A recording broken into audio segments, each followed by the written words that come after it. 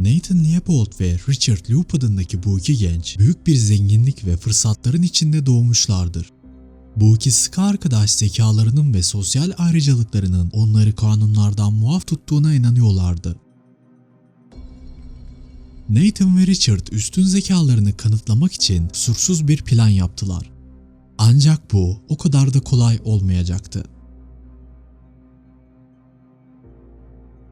Her iki çocuk da Chicago'nun güney yakasındaki seçkin bir Yahudi mahallesi olan Kenwood'da büyümüştü. Nathan 15 yaşında Chicago Üniversitesi'ni kazanan parlak bir öğrenciydi. Ailesi zengindi ve iyi bağlantıları vardı. 9 dil konuşabiliyordu ve 200 IQ'ya sahipti. Ancak sapkın cinsel arzuları vardı. 18 yaşındaki Richard da zengin bir aileden geliyordu. Bir şirketin başkan yardımcısı olan babası tahmini olarak 10 milyon dolarlık bir servete sahipti.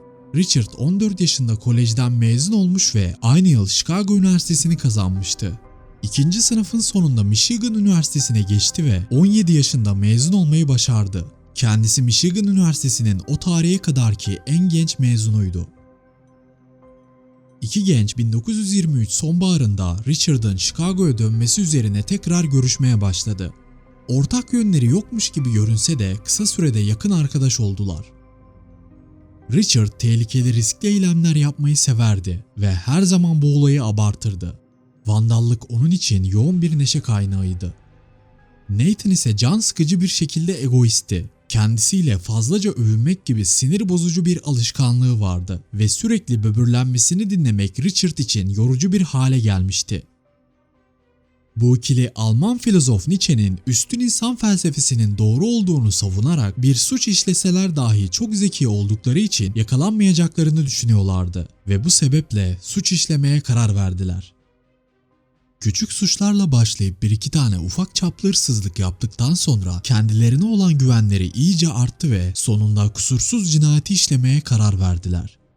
Richard'ın bir çocuğu kaçırma fikri Nathan'ın oldukça hoşuna gitmişti. Fakat bunu yapabilmeleri için kusursuz bir plana ihtiyaçları vardı. O kış 7 ay boyunca ayrıntılı bir plan yaptılar. Herhangi birini kaçıracaklardı ve daha sonrasında 10.000 dolarlık fidye talep edeceklerdi. Peki bunu tam olarak nasıl yapacaklardı? 21 Mayıs 1924 öğleden sonra Nathan ve Richard kiralık arabayla Chicago'nun güney yakasının sokaklarında yavaşça dolanıyorlardı ve kendilerine olası bir kurban arıyorlardı. Kenwood'un etrafında 2 saat dolandıktan sonra kaçırma olayını bir gün sonraya ertelemeyi düşündüler. Çünkü etrafta plana uygun hiç kimse yoktu. Ancak arka koltukta oturan Richard aniden kuzeni Bobby Franks'i yolun karşısında yalnız başına yürürken gördü. Richard, Bobby'nin babasının fidyeyi ödeyebilecek kadar zengin bir iş adamı olduğunu biliyordu. Nathan hemen U dönüşü yaptı ve arabayı yavaşça Bobby'nin yanına çekti. Richard ise arka camdan "Hey Bob, gel biraz seni gezdirelim" diye bağırdı. Fakat Bob zaten eve yakın olduğunu söyledi ve kabul etmedi. Richard ise "Hadi arabaya bin, seninle dün oynadığın tenis raketi hakkında konuşmak istiyorum. Kardeşim için raket alacağım ve yardımına ihtiyacım var" dedi. Ve bir şekilde ikna etmeyi başardı. Küçük Bob için artık çok geçti. Yolda ilerlemeye devam ederken Richard bir anda çocuğu arkadan yakaladı ve ağlamasını engellemek için Bobby'nin ağzını kapattı. Daha sonra elindeki aletle olabildiğince güçlü bir şekilde kafatasına vurdu. Bob ön koltukta otururken arka koltuğa doğru dönüktü ve kafasını koruyordu. Richard aleti 2 kez daha Bobby'nin alnına vurdu. Ama yine de çocuğun bilinci hala yerindeydi. 4. darbe çocuğun alnına büyük bir delik açmıştı. Çığlıklar üzerine Bob'u ön taraftan arka koltuğa koydular ve ağzına bir kumaş parçası sokarak ağzını bantladılar. Bobby'nin ağlaması ve inlemesi durmuştu. Bir süre sonra başına aldığı darbeler ve ağzına tıkılan kumaş nedeniyle Bobby orada öldü.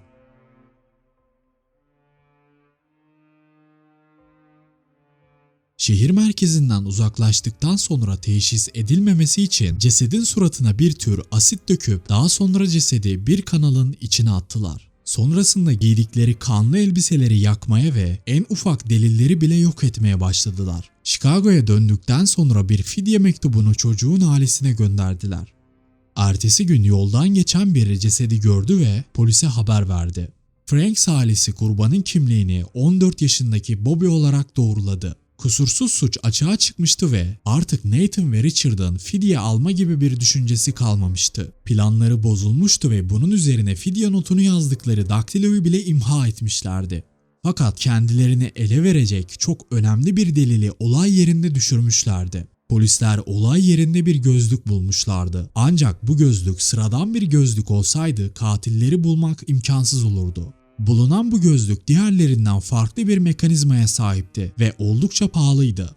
Gözlükler Nathan'ın göz doktoruna kadar takip edildiğinde polis göz doktorunun bu türden yalnızca 3 reçete yazdığını öğrendi. Bunlardan birisi de Nathan'dı.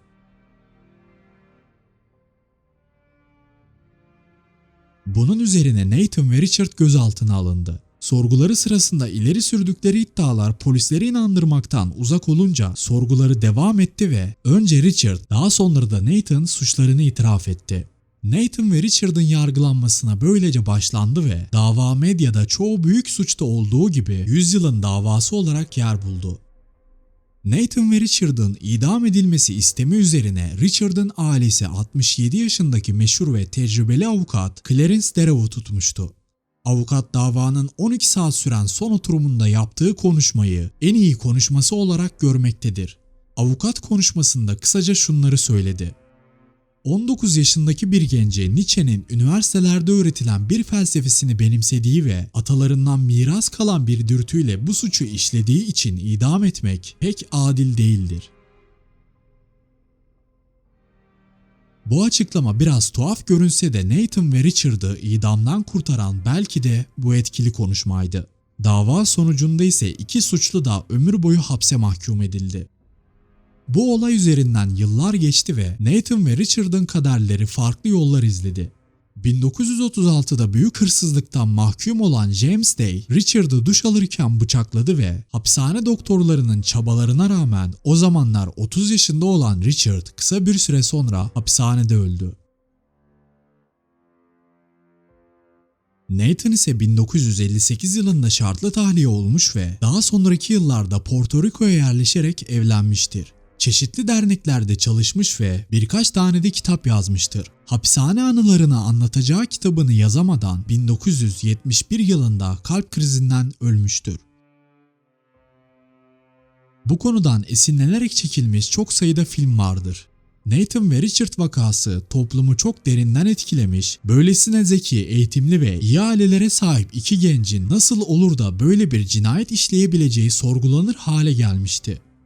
Bu olay sonrasında o zamanlar Amerikan toplumunun gençlere olan güveninin sarsılmasına neden olduğu da iddia edilmiştir. Ayrıca olayla ilgili çok sayıda akademik çalışma da yapılmıştır.